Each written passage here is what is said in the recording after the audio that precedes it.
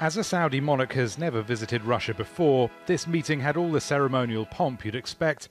The Kremlin's Alexandrovsky Hall rarely disappoints in that regard.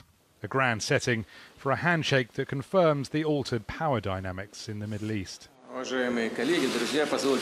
Dear colleagues and friends, let me warmly greet you in the capital of Russia, Moscow.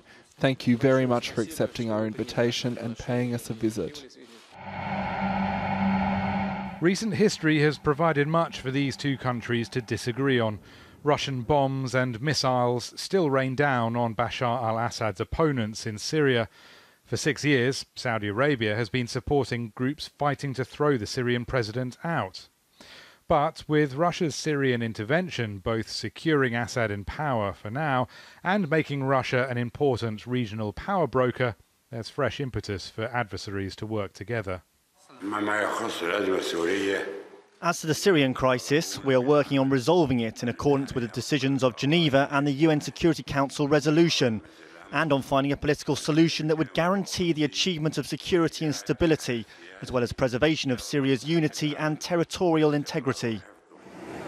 Away from the battlefields, Russia and Saudi Arabia have been cooperating for some time. Over the last year, together with OPEC, they've limited oil production to boost prices.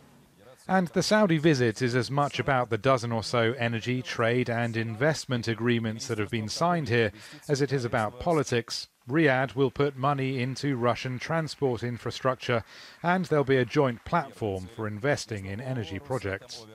But much of this probably wouldn't have happened if Saudi Arabia, along with countries like Turkey, Israel, Jordan and Egypt, hadn't noticed a marked decrease in US influence and interest in the Middle East. King Salman is just the latest in a long line of Middle Eastern leaders to visit Russia. Although the US still commands a preeminent position in the region, rulers like King Salman have decided that these days it's wise to deal with Russia too. Rory, Challands, Al Jazeera, Moscow.